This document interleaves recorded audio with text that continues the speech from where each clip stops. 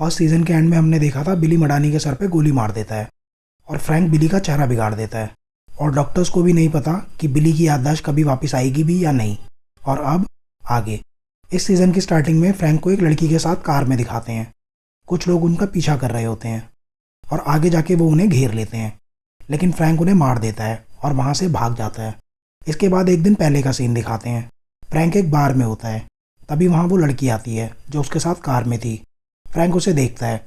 वो पूछती है क्या देख रहे हो। फ्रैंक कहता है तुम मुझे घूर रही हो। वो उससे पूछता है क्या वो ठीक है। वो जवाब नहीं देती और वहाँ से चली जाती है।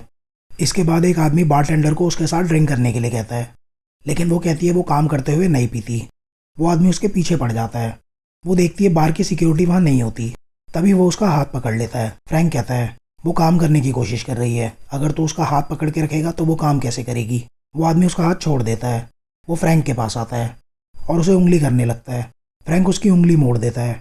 इसके बाद वो बियर की बोतल उठा लेता है, तभी रिंको आ जाता है। वो इस बार की सिक्योरिटी है। वो फ्रैंक से कहता है तू खुद बाहर जाएगा या इसकी तरह तुझे भी बाहर फेंकूं। तभी वो बारटेंडर कहती है ये मेरी मदद कर रहा था। इसके बाद रिंको उस आदमी को बाहर निकाल देता है। फ्रैंक का नाम अब पीट है और वो वहाँ बैठ जाता है और एक बियर मांगता है। बारटेंडर कहती है ये मेरी तरफ से है। वो उसका नाम पूछती है। वो अपना नाम पीट बताता है और वो अपना नाम बैथ बताती है। फिर उस लड़की को दिखाते हैं। वो वहाँ से किसी को फ़ोन करती है। तभी दिखाते हैं एक आदमी को कोई टॉर्चर कर रहा होता है। तभी उसका फ़ोन बजता है जिसे टॉर्चर किया जा रहा है। उसका नाम कॉन्चेव्स्की है। फ़ोन पे वो लड़की है। वो कहती है वो फियोना के लिए काम करती है। कॉन्चेव्स्की पूछता है फियोना कहाँ है। वो कहती है वो मर चुकी है, किसी ने सबको मार दिया, सिर्फ मैं ही जिंदा बची हूँ। वो पूछता है क्या तुम्हारे पास वो फोटोग्राफ्स हैं जिसके लिए मैंने पैसे दिए थे। वो कहती है तुमने सुना नहीं, उन्होंने सबको मार दिया। वो कहता है फोटोग्राफ्स लेके मुझसे मिलो, मैं तुम्हें सेफ रखूँगा। वो कहती है उसे इस सब में नहीं पड़ना, मुझे बस पैसे चाहिए और तुम्हें तुम्हारी फ़ोटोग्राफ्स मिल जाएंगी। वो कहती है कल मुझसे यहाँ मिलो वरना मैं चली जाऊँगी और तुम मुझे कभी नहीं ढूंढ पाओगे। वो उसे उस जगह का नाम बताती है और कहती है अकेले आना। इसके बाद वो आदमी कॉन्चेव्स्की को मार देता है।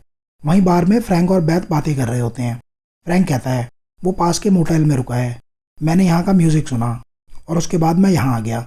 इसके बाद वो वहाँ से जाने लगता है। बैथ पूछती है क्या तुम कल चले जाओगे।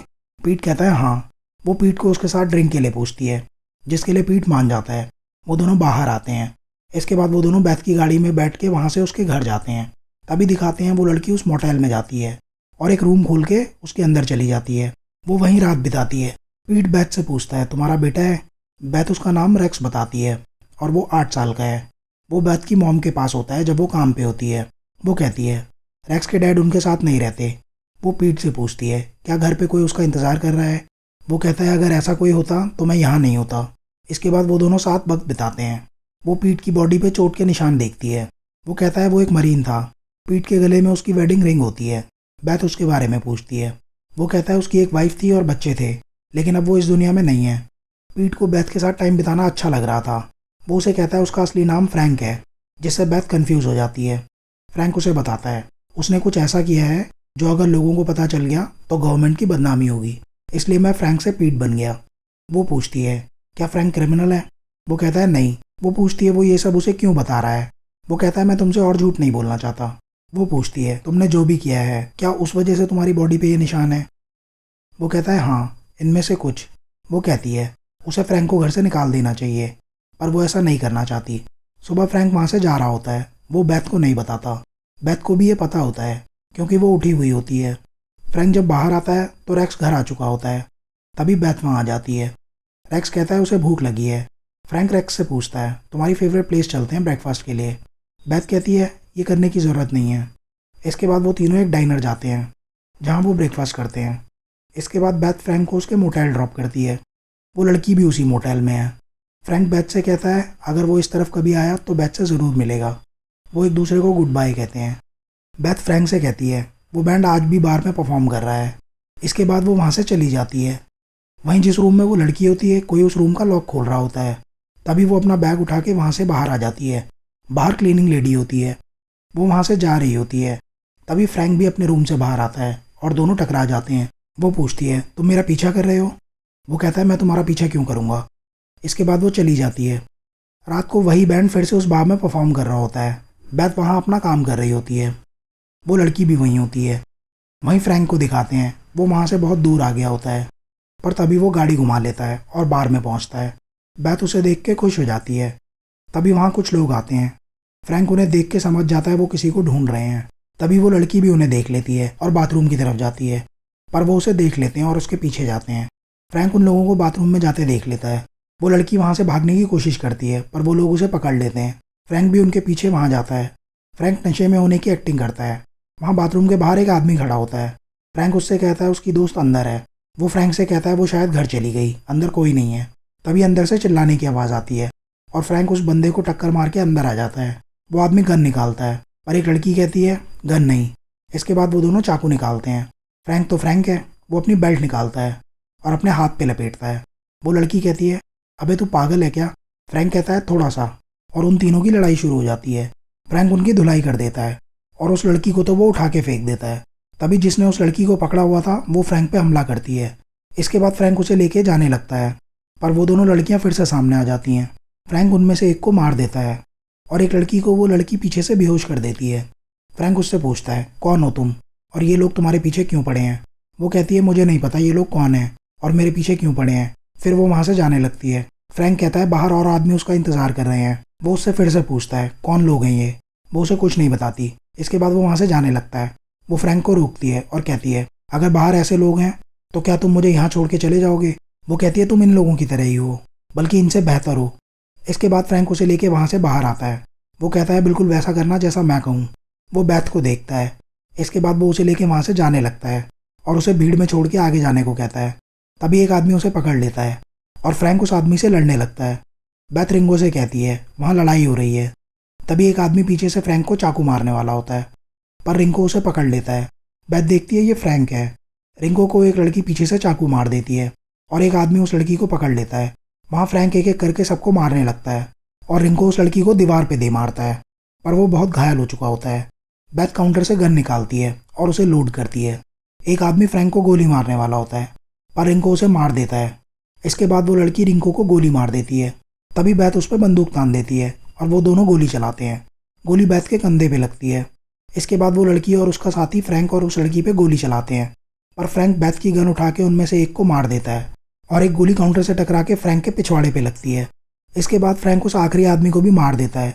वो बेथ के पास जाता है और अब आते हैं वीडियो के पहले सीन में, जिसमें फ्रैंक और वो लड़की वैन में भाग रहे होते हैं। घायल बेथ भी उनके साथ होती है। फ्रैंक पीछे वाली गाड़ी को टक्कर मारता है और उनमें जो आदमी होते हैं उन्हें मार देता है। तभी वो लड़की गाड़ी से उतर के वहाँ से भागने लगती है, लेकिन फ्रैंक उसे गाड़ी में बिठा देता है। फ्रैंक उसे हॉस्पिटल ढूंढने को कहता है। इसके बाद वो एक हॉस्पिटल पहुँचते हैं। फ्रैंक बेथ से कहता है मुझे माफ़ कर दो। इसके बाद वो वहाँ से चला जाता है। जिसने कोंचेस्की को मारा था वो बार में पहुँचता है। उसे फ्रैंक की रिंग मिलती है। ये सारे आदमी उसी के थे। उसके साथ एक पुलिस लेफ्टिनेंट होता है जो उसके लिए काम कर रहा था। तभी वो लड़की आती है जो बाथरूम में बेहोश हो गई थी। वो उस आदमी को लड़की का बैग देती है। इसके बाद वो बार की सीसीटीवी फुटेज देखते हैं। वो लड़की कहती है वो ट्रेंड था, जितने भी मैंने आज तक देखे हैं उनमें सबसे अच्छा। वो आदमी कहता है इसके जैसे आदमी को ढूंढना मुश्किल नहीं होगा। तभी मडानी को दिखाते हैं। वो बिली को देखने हॉस्पिटल आई होती है। इसके बाद फ्रैंक उस लड़की के साथ लाकविल टाउन पहुंचता है। सुबह हो चुकी होती है। वो उसे पैसे देके मोटेल में एक रूम लेने को कहता है। इसके बाद वो दोनों रूम में जाते हैं।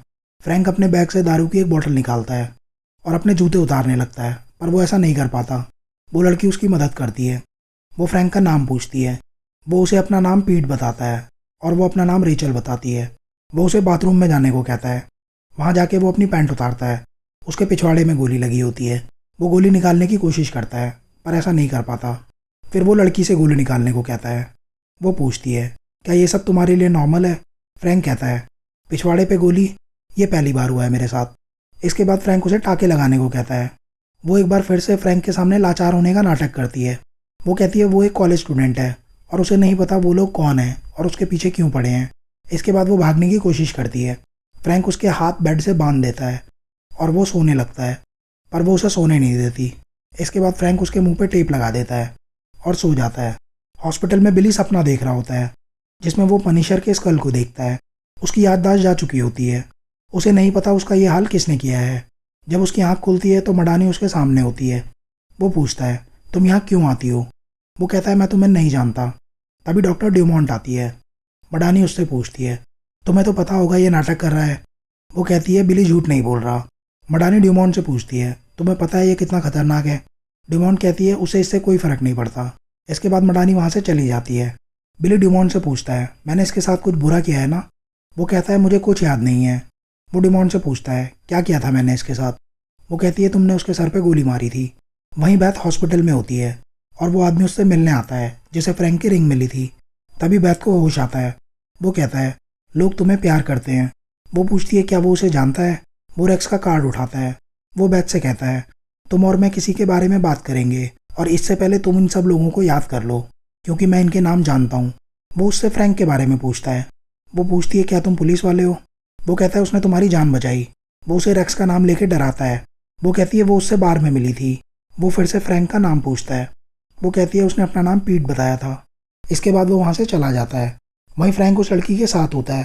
फ्रैंक उससे एक बार फिर पूछता है, वो कौन लोग हैं और उसके पीछे क्यों पड़े हैं? वो कहती है, मुझे नहीं पता। फ्रैंक कहता है, तो तुम मदद के लिए चिल्ला क्यों नहीं रही हो? वो कहता है, तुम कुछ छुपा रही हो। उसके बाद वो उसकी जेब से कैमरा रोल्स निकालता है और पूछता है, क्या है इन फोटोज़ में? वो कहती है, उसे नहीं पता। वो कहती है, जो लोग हमारा पीछा कर रहे हैं, मैं उनसे बात करना चाहती हूँ। फ्रैंक कहता है, तुम्हें क्या लगता है वो तुमसे बात करेंगे? तुम सिर्फ मेरी वजह से जिंदा हो। वो कहता है, जो लोग तुम्हारे पीछे हैं अब वो मेरे पीछे आएंगे। तुम्हारी किस्मत अच्छी है, क्योंकि मैं दुश्मन को मार देता हूँ इससे पहले वो मुझे मारे। इसके बाद फ्रैंक उसे रूम में बंद करके बाहर चला जाता है। बिली डॉक्टर ड्यूमॉन्ट के साथ होता है। बिली उसे अपने सपने के बारे में बताता है। वो बिली से पूछती है, क्या बिली को याद है उसके चेहरे पे चोट कैसे लगी? उसे लास्ट याद है, वो आर्मी में था अपनी यूनिट के साथ। इसके बाद वो आदमी बार के पास मोटेल में पहुंचता है जहां फ्रैंक रुका था और फ्रैंक के रूम में जाता है। फ्रैंक गाड़ी से एक रॉड निकालता है और वापस रूम में आता है। वो रेचल के लिए खाने के लिए कुछ लाया होता है। इसके बाद वो उसके हाथ खोल देता है। फिर वो रॉड उठा के कमरे की दीवार तोड़ने लगता है। उसने बगल वाला रूम ले लिया होता है। इसके बाद मडानी को दिखाते हैं, वो राल्फी के साथ डिनर कर रही होती है। वो कहता है, उसे मडानी की कंप्लेन आई है हॉस्पिटल से।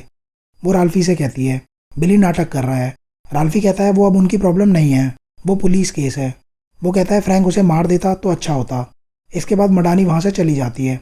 फ्रैंक देखता है बाहर कुछ लोग उन पर नज़र रख रहे होते हैं। फ्रैंक रेचल को गन देता है पर वो नहीं लेती। फिर वो कहता है, बाहर जो लोग हैं वो कुछ देर में यहाँ अंदर आ जाएंगे, और रेचल उससे गन ले लेती है।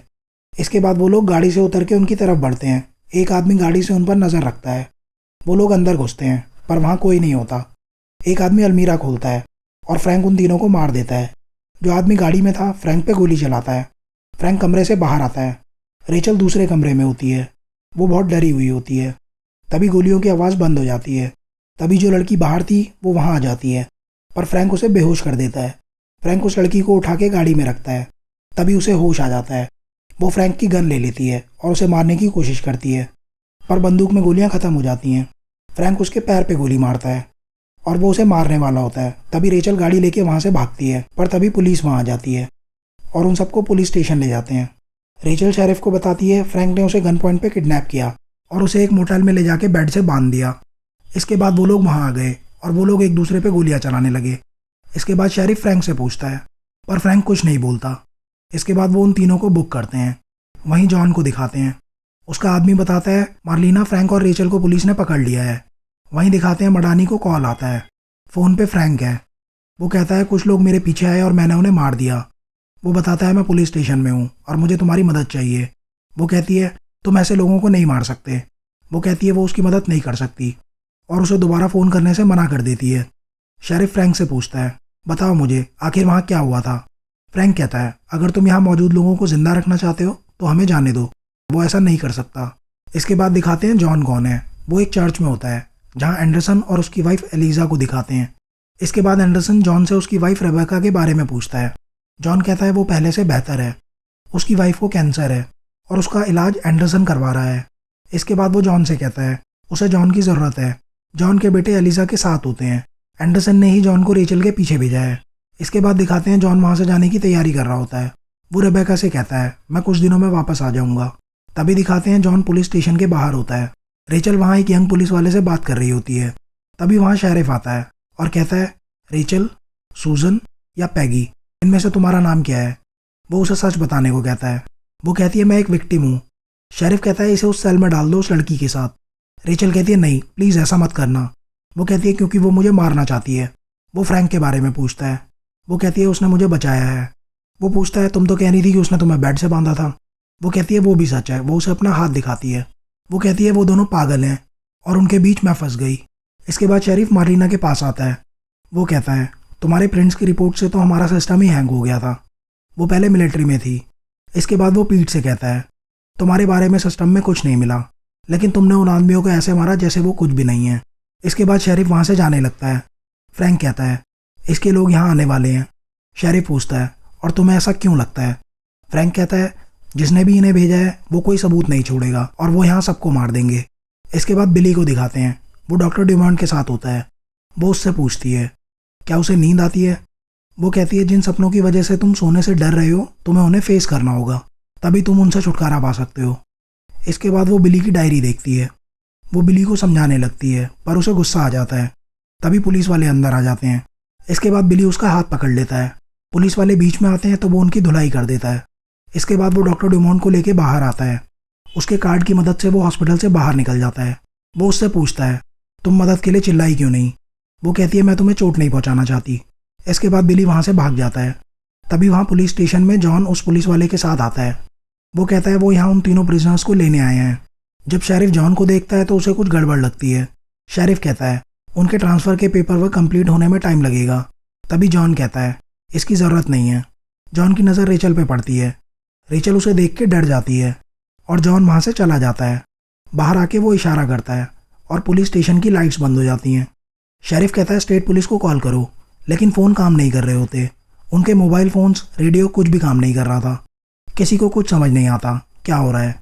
शेरिफ लॉकर से राइफल निकालता है। वो रेचल से पूछता है अभी भी वक्त है, बता दो। वो कहती है उन लोगों के यहाँ आने से पहले मुझे जाने दो। वहीं बाहर जॉन अपने आदमियों के साथ होता है।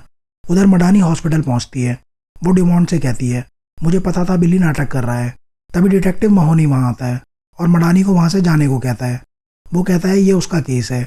मडानी ने बिली की डायरी ले ली होती है। इसके बाद वो लार्कविल पुलिस स्टेशन में फ़ोन करती है जहाँ फ्रैंक है। वहीं शेरिफ फ्रैंक के पास आता है और उसे बाहर लाता है। वो पूछता है तुम्हें क्या लगता है बाहर क्या हो रहा है?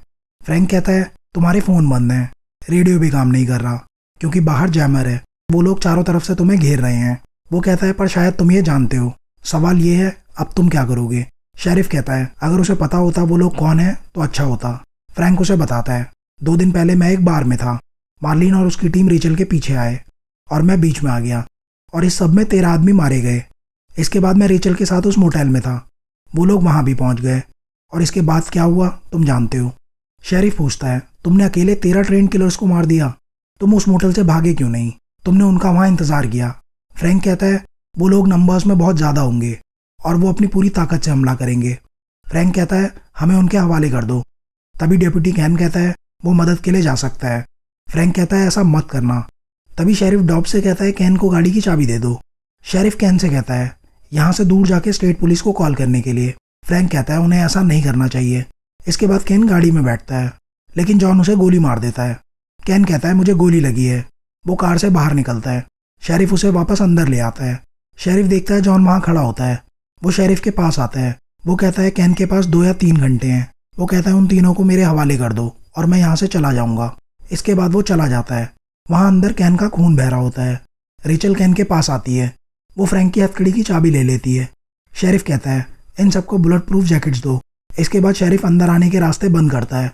रेचल फ्रैंक को हथकड़ी की चाबी दिखाती है, लेकिन वो उसे रुकने का इशारा करता है। फ्रैंक शेरिफ से कहता है कि वो उसे बाहर जाने दे। शेरिफ कहता है तुम एक हाथ से क्या कर लोगे? फ्रैंक कहता है जैसा तुम कहोगे मैं वैसा करूँगा, मैं जुबान देता हूँ। फ्रैंक कहता है तुम शायद मिलिट्री में थे, पर तुम्हारे लोग नहीं, ये उनका सामना नहीं कर सकते और तुम ये जानते हो। तभी बाहर से गोलियां चलने लगती हैं। शेरिफ और उसकी टीम अंदर से गोलियां चलाते हैं। फ्रैंक कहता है ये एक डाइवर्जन है और उन्हें पीछे के दरवाजे को कवर करना चाहिए। शेरिफ कहता है पीछे का दरवाज़ा स्टील का है। तभी कैन भी राइफल लेके खड़ा हो जाता है। तभी पीछे का दरवाज़ा ब्लास्ट होता है और वो लोग अंदर आ जाते हैं। वो मार्लिन को छुड़ाते हैं। शेरिफ और डॉब्स उन पर गोली चलाते हैं। तभी दिखाते हैं हथकड़ी खुल चुकी होती है और फ्रैंक उन दोनों आदमियों को मार देता है। शेरिफ फ्रैंक के पीछे जाता है। वो लोग मार्लिन को लेके वहाँ से चले जाते हैं। शेरिफ फ्रैंक पे बंदूक तान देता है। वो कहता है मैं तुम्हें जाने नहीं दे सकता। फ्रैंक कहता है तुम्हारी बंदूक में गोली नहीं है। इसके बाद वो अंदर चला जाता है। मर्फी फ्रैंक को बंदूक फेंकने को कहती है। शेरिफ कहता है इसके पास मौका था भागने का, पर यह भागा नहीं, इसलिए हम इस पर भरोसा कर सकते हैं। शेरिफ फ्रैंक से पूछता है तुम्हें क्या लगता है कितने लोग हैं बाहर? फ्रैंक कहता है बहुत ज़्यादा। बाहर जॉन मार्लिन को मार देता है क्योंकि पुलिस उसके बारे में जान चुकी है। फ्रैंक शेरिफ से कहता है केन के पास ज़्यादा वक्त नहीं है, वो लोग अगली बार सबको मार देंगे। वो शेरिफ से कहता है मुझे बाहर जाने दो। शेरिफ कहता है पर तुम पूरी तरह ठीक नहीं हो। इसके बाद दिखाते हैं दो आदमी पेट्रोल बॉम्ब लेके स्टेशन की तरफ आ रहे होते हैं।